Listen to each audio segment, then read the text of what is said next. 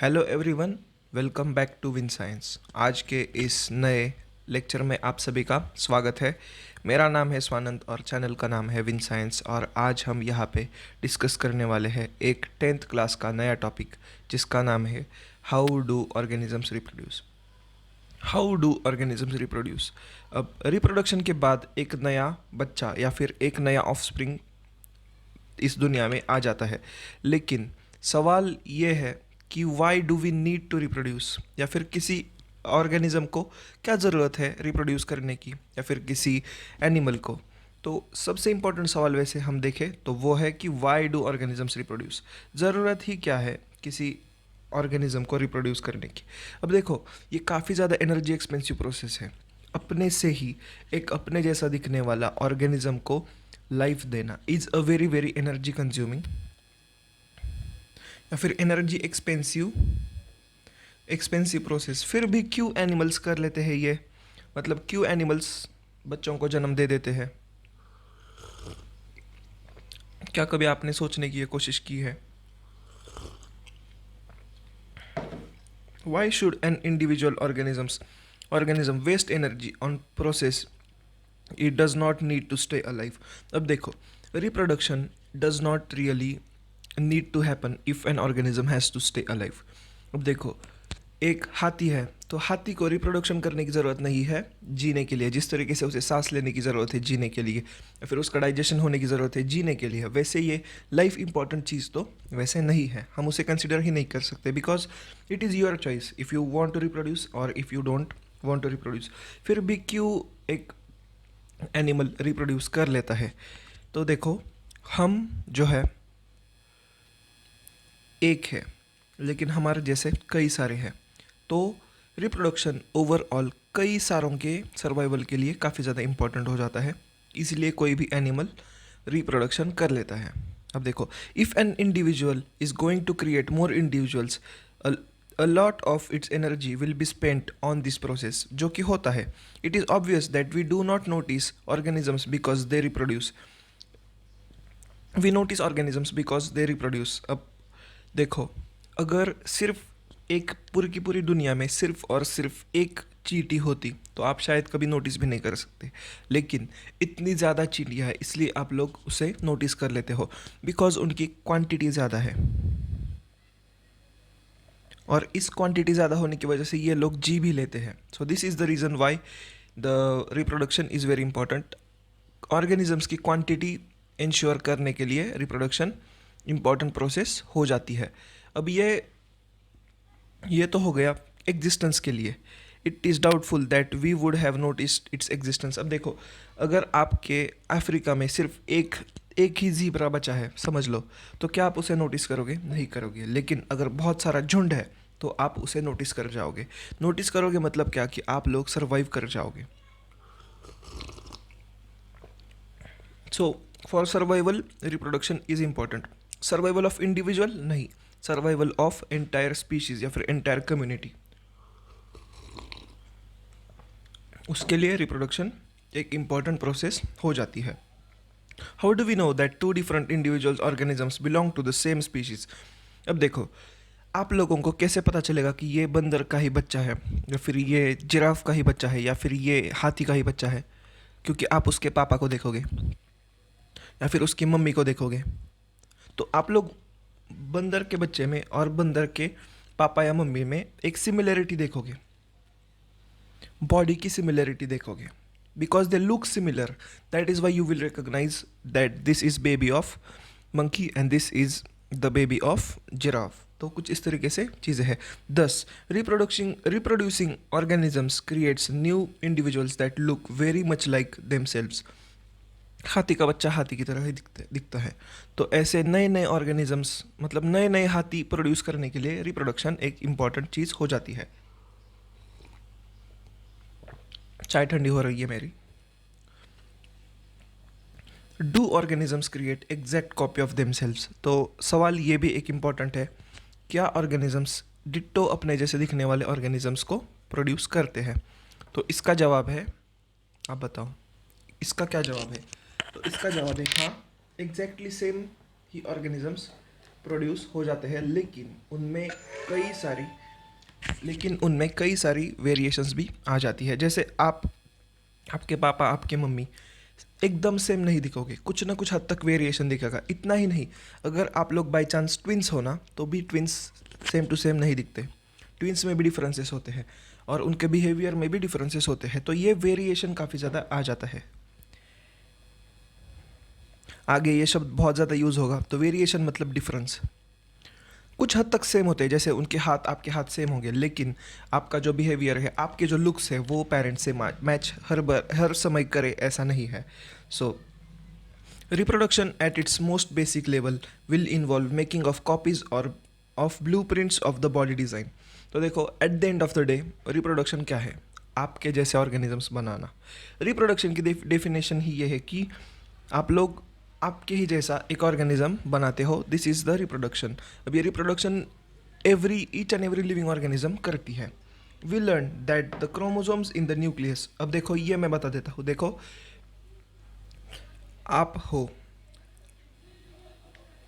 आप बच्चे थे एक टाइम पे, आप एक टाइम पे सेल भी थे। सेल के बाद आप बच्चे हुए, मतलब एक बच्चा बड़ा होते होते आप बच्चे बने, और फिर वो बच्चा मल्टी सेलुलर ऑर्गेनिज्म बन गया। लेकिन इस सेल को कैसे पता था कि जो नई नई सेल्स आएंगी, या फिर इस सेल से बना इतना बड़ा टिश्यू, तो इस टिश्यू को कैसे पता था कि मुझे ये काम करना है, मुझे वो काम करना है? तो वो हमारे क्रोमोसोम्स के अंदर फिट था। अब इसका एक डायग्राम मेरे पास है, देख लो। ये सेल होता है, इस सेल के अंदर होता है न्यूक्लियस, न्यूक्लियस के अंदर होते हैं इस टाइप के क्रोमोसोम्स। अब ये क्रोमोसोम्स जब आप ऐसे खोलोगे, जूम करके देखोगे, तो आप लोगों को ऐसा एक डीएनए मिल जाएगा। वो हम अब पढ़ने वाले हैं कि किस तरीके से आप आपके मम्मी पापा की तरह ही बन जाते हो, कुछ अलग क्यों नहीं बन जाते। We learn that chromosomes in the nucleus of cell contain information for the inheritance of the features from parents to next generation in the form of DNA। अब देखो, डीएनए के अंदर, अब आप लोगों को डीएनए में बता देता हूँ, चलो। DNA is deoxyribonucleic acid. It is the fine threads of DNA that contain your genes, और इन जीन्स की वजह से इनहेरिटेड कैरेक्टर्स शो हो जाती है। तो कुछ इस तरीके से इनहेरिटेड कैरेक्टर्स के लिए आप लोगों को इस डीएनए में आप सभी की इनहेरिटेड कैरेक्टर्स स्टोर हो जाते हैं। तो देखो, सेल के अंदर डीएनए होता है और न्यूक्लियस होता है, न्यूक्लियस के अंदर क्रोमोसोम्स होते हैं, क्रोमोसोम्स डीएनए से बने हुए होते हैं, और उस डीएनए के मदद से ही आपकी बॉडी, आपके फेशियल कैरेक्टर्स, आपके बाल, आपके पूरी की पूरी फिजिक उस पे डिपेंड होती है, डीएनए मॉलिक्यूल्स पे। The DNA in the cell nucleus is the information source for making proteins. और यही प्रोटीन्स आगे जाके आपके मसल्स में आएंगे, तो आपके मसल्स की शेप बन जाएगी। आपके हार्ट में आएंगे तो आपके हार्ट बन जाएगी। आपके लंग्स में आएगी तो आपके लंग्स उस शेप के बन जाएंगे। आपके फेस पे आएगी तो आपके फेसेस बन जाएंगे। तो डीएनए जो है वो इंफॉर्मेशन स्टोर करने का काम करता है। If the information is changed, different proteins will be made. देखो, अगर हमारा डीएनए जो है एक मशीन की तरह काम करता है, देखो, बायोलॉजिकल मशीन की तरह काम करता है, और उसके अंदर इंफॉर्मेशन स्टोर की जाती है और वो नेक्स्ट जनरेशन पे पास ऑन की जाती है। उसके अंदर इनहेरिटेड ट्रेट्स आते हैं और उसके हिसाब से प्रोटीन्स बनते हैं। उन प्रोटीन्स की मदद से आपकी बॉडी बन जाती है, और आप उस डीएनए के ब्लूप्रिंट मतलब प्लान पे, डीएनए एक प्लान बनाता है आपके बॉडी के लिए, तो उस प्लान के हिसाब से आप लोग डेवलप हो जाते हो।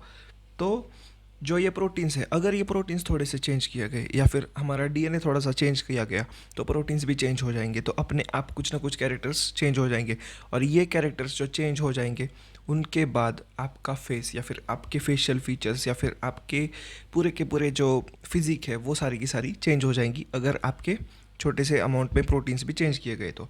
Different proteins will eventually lead to altered body designs. Altered मतलब थोड़े से चेंज्ड, ओरिजिनल से थोड़े से चेंज्ड। अब ये प्रोटीन्स चेंज हुए हैं, इसलिए आप आपके पापा या आपके मम्मी जैसे एग्जैक्टली नहीं दिखते। अगर ये एग्जैक्टली सेम कॉपी होते तो आप आपके मम्मी या पापा की एग्जैक्टली कॉपी होते। The basic event in reproduction is creation of DNA copy अब देखो, of a new DNA copy. Reproduction का बेसिक कोर इस्तेमाल एक नया डीएनए बनाने के लिए होता है, ताकि एक नया ऑर्गेनिज्म रिप्रोड्यूस हो सके जो दिखने में पेरेंट्स के जैसा हो लेकिन एग्जैक्टली सेम ना हो। तो ये दो मम्मी और पापा का जब डीएनए एक साथ मिल जाता है तो उसके बाद एक नया डीएनए बनेगा और उस नए डीएनए के बेसिस पे आप लोगों का फॉर्मेशन हो जाएगा। Cells use chemical reactions to build copies of the DNA. तो देखो, डीएनए की कॉपीज बनाने के लिए एक केमिकल प्रोसेस होती है, उसकी मदद से हो जाती है। This creates 2 copies of DNA in a reproducing cell and they will need to be separated from each other. अब देखो, ये तो हो गई बातें। अब मैं आप लोगों को थोड़ा सा डीप जाके अच्छे से चीज़ें एक्सप्लेन करूँगा। देखो, जब आप कोई सेल ले लेते हो आपके बॉडी की, तो सेल के अंदर आप लोग पाओगे न्यूक्लियस। जब आप न्यूक्लियस को जूम करोगे ना, तो इस न्यूक्लियस की 2 लेयर्स होंगी, इसके अंदर होंगे क्रोमोसोम्स। जब आप एक क्रोमोसोम निकालोगे और उसे जूम करोगे ना, तो आप लोगों को मिलेगा ऐसे फाइन ट्यून किया हुआ एक बड़ा सा स्ट्रक्चर। एक क्रोमोसोम ले लेते हैं, उसके बाद जब आप इसे जूम करोगे ना, तो आप लोगों को कुछ इस तरीके से ये शेप मिलेगा, कुछ इस तरीके से। इसे कहते हैं हम डीएनए। डीएनए को अगर आप फिर से जूम करोगे तो आप लोगों को देखो कुछ इस तरीके से पिक्चर में जैसे दिख रहा है वैसे दो दो बैंड्स मिलेंगे, एक ये बैंड एक वो बैंड, और इसके बीच में ये एडेनिन ग्वानिन साइटोसिन थाइमिन नाम के जो न्यूक्लियोटाइड्स है वो लगे रहते हैं। सो this is how a DNA is basically. और ये जो है ना, एडेनिन ग्वानिन साइटोसिन थाइमिन, अब ये आप लोगों को अभी पढ़ने की ज़रूरत नहीं, लेकिन ये न्यूक्लियोटाइड्स ही है जो आगे जाके आपका एक जेनेटिक इन्फॉर्मेशन का हेल्प करेंगे। अब देखो, जब रिप्रोड्यूस करोगे तो क्या होगा। देखो, रिप्रोड्यूस करोगे तो क्या होगा।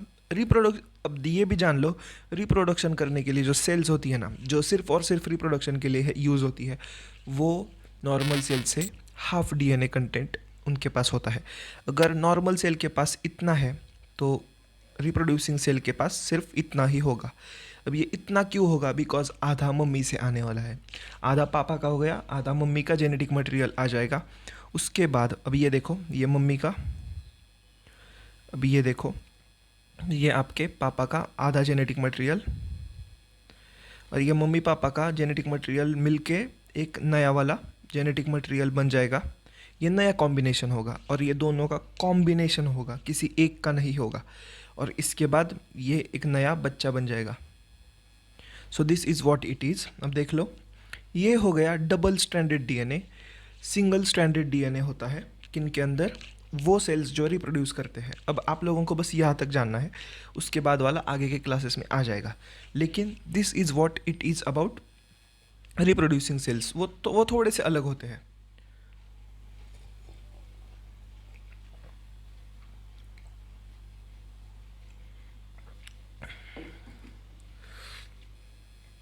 अब देखो, ये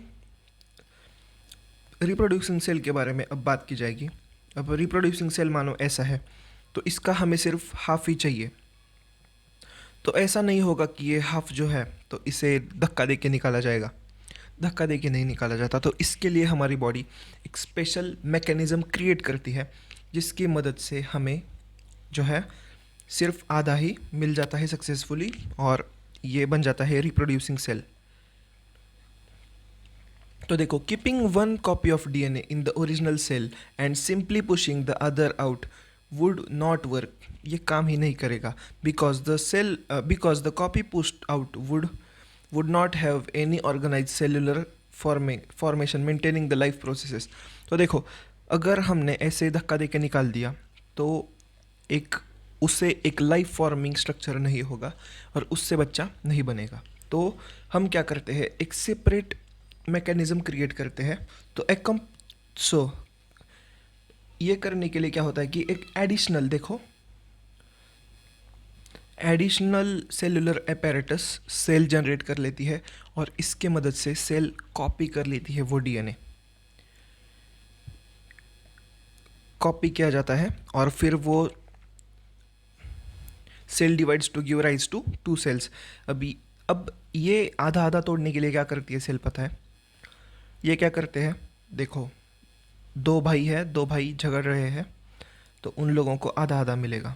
तो सेल क्या करती है, जेनेटिक मटेरियल अंदर ही अंदर डिवाइड करके उसके बाद इससे आधा और इससे आधा दे देती है और इस वजह से दो सेल्स बन जाती है और ये दो सेल्स आगे जाके रिप्रोड्यूस करेगी। अब ये दोनों भाई भाई है तो ये दोनों एक दूसरे के साथ मेट नहीं करेंगे, तो इन्हें एक सेपरेट और एक फीमेल वाली सेल चाहिए ताकि ये मेट करके एक नया डीएनए फॉर्म कर सके।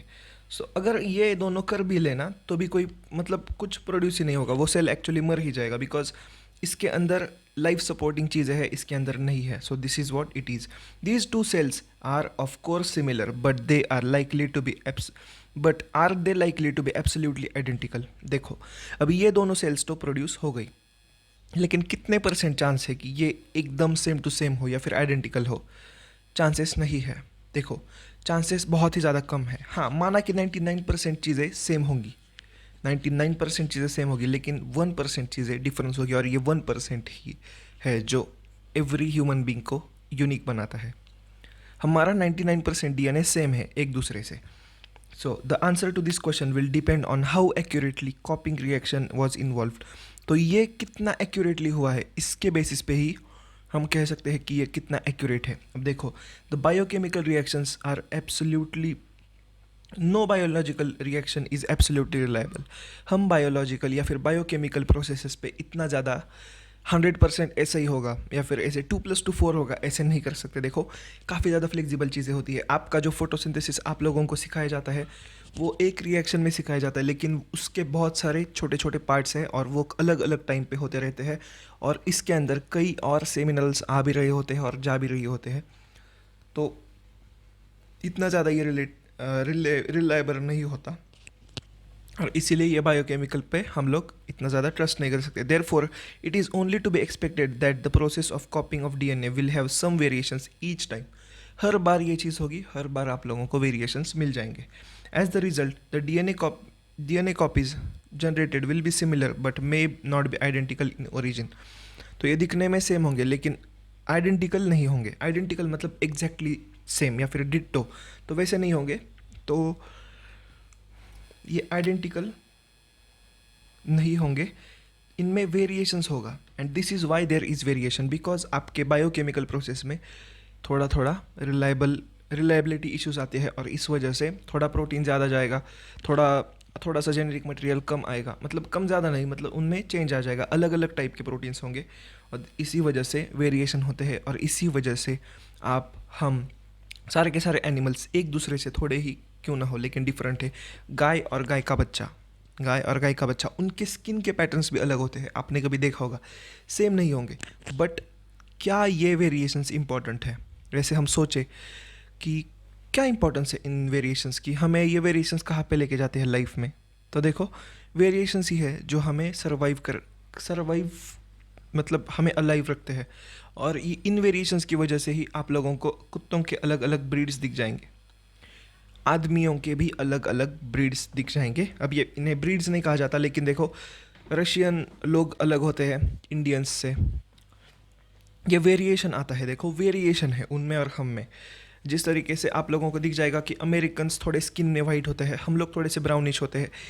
जो एशियन लोग हैं उनके आइज़ जो है वो कुछ इस तरीके से होते हैं। तो ये फेशियल कैरेक्टर्स में वेरिएशन आ गया। अब ये वेरिएशन कई सारे फैक्टर्स से आता है, ये वेरिएशन सिर्फ और सिर्फ जेनेटिक हो ऐसा नहीं है। यहाँ पे ये जेनेटिक है, मतलब जीन्स की वजह से आया है, लेकिन कई सारे और फैक्टर्स है जो इन वेरिएशंस में रिस्पॉन्सिबल होते हैं। लेकिन आप लोगों को वेरिएशन तो दिख रहा है और ये वेरिएशन ही है जो ह्यूमंस को एक अलग ही पहचान देता है और इस वेरिएशन की वजह से ही हम लोग एक इस धरती पे सर्वाइव करते हैं। इमेजिन करो दुनिया के हर आदमी सेम दिखता होगा तो इसमें कुछ मज़ा नहीं था। दुनिया का हर आदमी अगर सेम दिखता तो इसमें कुछ मज़ा नहीं था, इसलिए वेरिएशन इज़ इम्पॉर्टेंट। अब हम जानते हैं कि इम्पोर्टेंस ऑफ वेरिएशन क्या है। अब देखो, मैंने कहा है कि कई बार वेरिएशंस लाइफ भी बचाते हैं, तो ये कैसे हम अब जानेंगे। Population of organism fill with well defined places और नीशेस इन द इकोसिस्टम। अब देखो, इसका क्या मतलब है, नीश का क्या मतलब है। नीश मतलब एक टारगेटेड पॉइंट या फिर एक स्पेसिफिक पॉइंट जहाँ पे आप लोगों को वो ऑर्गेनिज्म दिखेगा। फूड चेन में भी देखो, कई सारे ऑर्गेनिज्म सिर्फ नीश पोजीशंस पे होते हैं। जैसे लायन सिर्फ और सिर्फ नीश कार्निवोर में ही, मतलब लायन की नीश सिर्फ कार्निवोर है। वैसे ही स्पैरो की, सॉरी, ईगल की देखो, ईगल की भी जो है वो है नीश है, तो वो कार्निवोर बर्ड में है। उस तरीके से वल्चर की देखो, आप लोगों को मिल जाएगा कि वल्चर भी सिर्फ और सिर्फ मीट खाता है और वो स्कैवेंजर है, तो उसकी नीश स्कैवेंजर है। तो ये पर्टिकुलर हर एक ऑर्गेनिज्म अपने अपने बायोस्फीयर में या फिर अपने अपने इकोसिस्टम में एक नीश पे होता है, वो अपना ही काम करता है, उससे ज़्यादा बढ़ के काम नहीं करता। आप लोगों को कभी चीता आ, आप लोगों को कभी चीता घास खाता हुआ नहीं दिखेगा, और आप लोगों को कभी बंदर या फिर ओरंगुटन आप लोगों को कभी ऐसे मतलब डेड एनिमल्स खाता हुआ नहीं मिलेगा। तो अलग अलग ऑर्गेनिजम्स अलग अलग नीश पे है अपने रिप्रोडक्शन को भी लेकर। अपना रिप्रोडक्शन भी अलग अलग नीश से, अलग अलग टाइप से वो लोग कर लेते हैं। The consistency of DNA कॉपिंग during the reproduction is important for maintenance of body design features that allow organism to use the particular niche. Reproduction is therefore linked to the stability of population of species. अब देखो, consistency of DNA कॉपिंग during reproduction is important for maintenance of body design. इसका मतलब क्या, जो DNA की कॉपिंग हो रही है, मतलब एक डीएनए ऐसा एक डीएनए ऐसा, तो जब डीएनए की कॉपिंग होगी, ताकि कॉपिंग मतलब एक अलग डुप्लीकेट डीएनए तैयार होगा। तो मुझे पसीना पसीना आ रहा है।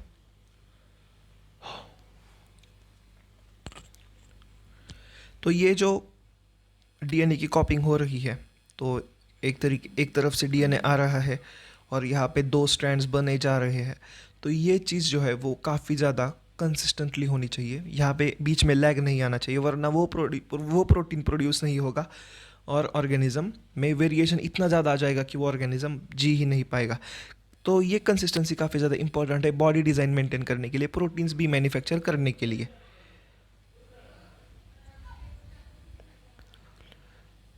अब देखो, particular niche reproduction is therefore linked with stability of population of species. तो हम लोग सर्वाइव कर लेते हैं, लेकिन जब हम स्टेबल होते हैं तभी हम लोग रिप्रोड्यूस कर पाते हैं। रिप्रोडक्शन आपकी स्टेबिलिटी पे डिपेंड करता है। रिप्रोडक्शन पॉपुलेशन की स्टेबिलिटी पे डिपेंड करता है या फिर स्पीशीज की स्टेबिलिटी पे डिपेंड करता है। देखो, अगर ऑर्गेनिज्म कम मात्रा में है तो उनका रिप्रोडक्शन नहीं होगा नेचुरली, बिकॉज उनमें स्टेबिलिटी नहीं है। अगर हमने एक जगह से जंगल क्लियर कर दिया ना, तो जंगल में जो ऑर्गेनिज्म रह रहे हैं उनका रिप्रोडक्शन नहीं हो पाएगा, क्योंकि उनके पास स्टेबिलिटी नहीं है। अगर हमने आदमियों को स्पेस में भेज दिया तो वहाँ पे स्टेबिलिटी नहीं है, और ये स्टेबिलिटी ना होने की वजह से रिप्रोडक्शन स्पेस में पॉसिबल नहीं है अब तक। अब चाइना तो मंकीज भेज रहा है स्पेस पे, पर अब तक reproduction was not possible because stability चाहिए रिप्रोडक्शन होने के लिए। So this is what it is. However niches can change because of the reason beyond the control of organ. अब देखो, ये नीश या फिर ये इकोसिस्टम चेंज भी हो सकती है। शायद ड्रॉट आ जाए, शायद बारिश आ जाए, या फिर कहीं पर बाढ़ आ जाए बड़ी बड़ी, कहीं पर ऐसे अचानक से बारिश होने लगे, तो यहाँ पे स्टेबिलिटी बिगड़ेगी, और स्टेबिलिटी बिगड़ेगी तो ये इकोसिस्टम पूरा का पूरा बिगड़ जाएगा। या फिर कहीं मेटेराइट आ जाए, मतलब मेटेराइट मतलब वो जिस जिस वजह से डायनासोर्स मरे थे वो स्पेस से आते हैं, आप लोग उसे शूटिंग स्टार कहते हो, तो वो मेटेराइट आ जाए। तो कुछ ऐसे एग्जांपल्स है जिनसे नीश या फिर जो इकोसिस्टम है वो चेंज भी हो सकती है, उसका एनवायरनमेंट या फिर सराउंडिंग। अब ये नीश को हम सराउंडिंग कहेंगे, उसका सराउंडिंग में चेंज आ जाएगा और इस वजह से स्टेबिलिटी बिगड़ेगी और वो ऑर्गेनिज्म रिप्रोड्यूस नहीं कर पाएगा। If population of reproducing organisms were suited to particular surrounding, and if the surrounding was drastically altered, the population could be wiped out. अगर, अब देखो, अगर सराउंडिंग चेंज किया गया ना, तो ऑर्गेनिज्म जी नहीं पाएगा। अब ये सर आप ऐसे कैसे कह सकते हो? देखो, आप अभी इंडिया में हो, आप लोग रशिया में जाके अगर रहना स्टार्ट कर दिया ना, तो वो आप लोगों को स्टार्टिंग में काफ़ी ज़्यादा हार्ड होगा। अब देखो, ह्यूमंस ने तो अडेप्ट कर लिया है, हम लोग हीटर्स लगा लेते हैं, लेकिन एनिमल्स के पास कहाँ पे होते हैं हीटर्स? अगर हमने इंडिया वाले टाइगर्स को, हमने चलो समझो एंटार्कटिक में रख दिया या फिर आर्कटिक में जाके रख दिया, तो वहाँ पे वो स्टेबल नहीं हो पाएंगे। उनका पूरा का पूरा ड्रास्टिकली चेंज हो जाएगा, पूरा का पूरा सराउंडिंग। और इस सराउंडिंग के चेंज की वजह से वो लोग रिप्रोड्यूस नहीं कर पाएंगे, population could be wiped up. और अगर ये जी ही नहीं पाए ठीक से, तो ये रिप्रोड्यूस भी नहीं कर पाएंगे ठीक से, और ये मर जाएंगे आराम से, मतलब पूरी की पूरी पॉपुलेशन चली जाएगी। However, if some variations were to be present in a few individuals in this population, there would be some chance of survival. ये काफ़ी ज़्यादा इंपॉर्टेंट है।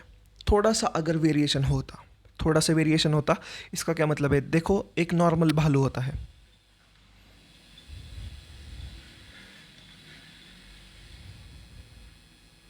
नॉर्मल भालू, नॉर्मल भालू जिसके ऊपर कम फर होता है। फर फर मतलब वो खेर की कोटिंग वो कम है, और हमने एक ऐसा भालू ले लिया जो है पोलार बियर। इसके अंदर अगर आपने देखा तो ज़्यादा फर होगा, और इसका कलर भी वाइट होगा। अब ये वाइट एक रात में नहीं हुआ, this is a long process of evolution. अब ये इवोल्यूशन क्या है, इसके लिए आप लोगों को विन साइंस का नेक्स्ट चैप्टर देखना होगा, उसमें हम इवोल्यूशन डिस्कस करेंगे। लेकिन इवोल्यूशन एक नेवर एंडिंग प्रोसेस है, जिसकी मदद से ऑर्गेनिजम्स अपने आप को चेंज करते हैं। और वेरिएशन जो है, वेरिएशन आ जाता है बिकॉज हम लोग इवॉल्व कर रहे होते हैं। पहले हम लोग एक सेल थे, उसके मतलब एक लिविंग ऑर्गेनिजम्स सेल थे, उसके बाद ये सेल्स धीरे धीरे मल्टीसेल्युलर बनने लगे। मल्टीसेल्युलर सेल्स ने एक ऑर्गेनिज्म बनाया। ऑर्गेनिज्म पहले सॉइल पे था, सॉरी वाटर में था, वाटर से एनिमल, वो मतलब जो भी ऑर्गेनिज्म था वो सॉइल पे आया। सॉइल पे आने के बाद वो मछली था कुछ टाइम के लिए, उसके बाद वो धीरे धीरे मेंढक में कन्वर्ट हो गया, मेंढक का धीरे धीरे सांप बन गए, ऐसे पूरे के पूरे ऑर्गेनिजम्स बन गए। This was the evolution. और ये इवोल्यूशन क्यों आता है? बिकॉज वेरिएशन आता है। तो variation and evolution go hand in hand. और इस वजह से आप लोगों को दिख जाएगा कि नॉर्मल भालू को अगर आपने बर्फ़ पे जाके रख दिया तो वो सर्वाइव नहीं कर पाएगा, लेकिन पोलर बियर जो है उससे अगर आपने रख दिया तो वेरिएशन की वजह से बड़ा हुआ फर उसे सर्वाइव करने में हेल्प करेगा। This is where variation comes into play. अगर वेरिएशन होगा तभी तो कोई ऑर्गेनिज्म जी पाएगा। अब ये वेरिएशन कहाँ कहाँ पे आता है मैं आप लोगों को बता दूँ। वेरिएशन लोगों को बचाता है। अब वो कैसे सर? देखो, आप लोगों को वेरिएशन दिखेगा डेजर्ट के एनिमल्स में, और वही एनिमल्स अगर आपने बर्फ़ वाले एनिमल्स देख लिए तो आप लोगों को वेरिएशन दिख जाएगा। अब देखो लेपर्ड, देखो लेपर्ड, लेपर्ड, लेपर्ड, लेपर्ड अगर आपने अफ्रीका वाला देख लिया, और लेपर्ड आपने देख लिया इंडिया वाले, और अगर आपने वही लेपर्ड देख लिए हिमालय वाले, तो आप लोगों को डिफरेंस पता चल जाएगा। हिमालय वाले में वेरिएशन है, और ये वेरिएशन काफ़ी ज़्यादा इंपॉर्टेंट है उसके सर्वाइवल के लिए। उसके बॉडी पे बहुत ज़्यादा बाल होते हैं। इंडिया वाले लेपर्ड पे, मतलब जो नॉर्मल इंडिया के समर टेम्परेचर में रहता है, उस लेपर्ड पे कम बाल होते हैं, और अफ्रीका वाले लेपर्ड काफ़ी ज़्यादा खूंखार और बड़े होते हैं। ये वेरिएशंस आ गए हैं बिकॉज हम लोगों ने, मतलब ऑर्गेनिजम्स ने सर्वाइव करना सीखा है। तो दिस इज़ वाई थोड़ा सा वेरिएशन भी हमें कई बार बचा सकता है, हमारी लाइफ बचा सकता है, हमारी पूरी की पूरी स्पीशीज़ बचा सकता है। Variation ensure survival of species. This is a very important thing. By creating slightly altered organisms that are able to adapt to the altered niche या फिर सराउंडिंग। तो हम थोड़ा सा किसी ऑर्गेनिज्म को अल्टर करेंगे तो वो किसी भी डिफ़िकल्ट टेरेन में खुद को सर्वाइव कर लेगा। तो इस वजह से हमें वेरिएशन काफ़ी ज़्यादा इंपॉर्टेंट हो जाता है। Now this was all about variations. If there were population of bacteria living in temperature of waters, and if there were water temperatures were to be increase by global warming, most of the bacteria would die, but the few variation, okay मैं बता देता हूँ। अब ये global warming, pollution, ये क्या है मैं बता दूँ। देखो, ग्लोबल वार्मिंग के कारण जो है अर्थ का टेम्परेचर बढ़ रहा है। अब कुछ बैक्टीरियाज मान लो जो है वो 2 डिग्री सेल्सियस पे ही जिंदा रहते हैं। तो जब कभी अर्थ का टेम्परेचर हो जाएगा 4 डिग्री सेल्सियस या फिर 7 डिग्री सेल्सियस, तो ये ऑटोमेटिकली मर जाएंगे। लेकिन इनमें जो बैक्टीरियाज वेरिएशंस करेंगे जेनेटिकली थोड़े थोड़े, जो एडॉप्ट कर लेंगे 10 डिग्री तक रहना, तो उनके लिए ये रहना सिंपल हो जाएगा। So this is where variation comes into play. और ये सर्वाइवल और ग्रोथ के लिए काफ़ी ज़्यादा इंपॉर्टेंट हो जाते हैं वेरिएशंस ही है जो आप लोगों को हमें बचाते आए हैं। और इन वेरिएशंस ने ही हमें सबसे परफेक्ट ऑर्गेनिज्म बनाया है, ह्यूमंस को। ह्यूमंस ना ही तेज़ भागते हैं, ह्यूमंस ना ही बहुत स्ट्रांग होते हैं, लेकिन ह्यूमंस के पास ऐसे कई सारे वेरिएशंस हैं जिन वेरिएशंस के कारण हम इतना ज़्यादा स्मार्ट है। अब वो वेरिएशंस कौन कौन से हैं देखो। हमारा अपोजेबल थंब एक वेरिएशन है मंकीज से। हमारे हमारा दिमाग या फिर हमारा ब्रेन, ये भी एक वेरिएशन है हमारे क्लोजेस्ट रिलेटिव ओरंगुटैन से। और ये दिमाग जो है यही हमें यहाँ तक लाया है, और यही दिमाग है जो हमें आगे भी लेके जाएगा। So this is where variation comes into play. अगर आप इसे छोटा लेक्चर में देख रहे हो जो शायद 15-16 या फिर 20 मिनट्स का होगा, तो देखो, पहली बात, इसका एक बड़ा लेक्चर आ चुका होगा जब तक आप इसे देख रहे हो। तो वो देखो, you guys are watching Win Science 31 minutes into the game, and hit the subscribe button, hit the like button. काफ़ी ज़्यादा मज़ा आ रहा है, एनर्जेटिकली पढ़ाया जा रहा है आज मुझसे। ओके, वेरिएशन तो समझ गए। अब फिर ऑर्गेनिजम्स रिप्रोड्यूस कैसे करते हैं। अब ये आपका सवाल होगा, सर वेरिएशन तो जान गए, वेरिएशन हमें बचाते हैं, और जब हम बच जाएंगे तो हम स्टेबल हो जाएंगे, और स्टेबल हो जाएंगे तो बच्चे पैदा हो जाएंगे। लेकिन सर ये बच्चे पैदा कैसे होते हैं। अब काफ़ी इंटरेस्टिंग सवाल है, बच्चे पैदा कैसे होते हैं। अब ये बच्चे हम प्लांट्स के जानेंगे कैसे पैदा होते हैं, या फिर छोटे छोटे जो ऑर्गेनिजम्स है। हम लोग बहुत कॉम्प्लेक्स ऑर्गेनिजम्स है, लेकिन और इसलिए हमें 2 जेंडर्स में क्लासीफाई किया जाता है। वैसे कई सारे जेंडर्स नहीं होते। Biologically we are either males और we are females. So these are 2 genders that are biologically identified. तो अब हम जानेंगे कि रिप्रोडक्शन कैसे होता है। लेकिन ये होता है बिकॉज हम लोग काफ़ी कॉम्प्लेक्स ऑर्गेनिजम्स है, लेकिन जो सिंपल ऑर्गेनिजम्स हैं उनके अंदर रिप्रोडक्शन थोड़ा सा अलग होता है हम लोगों से।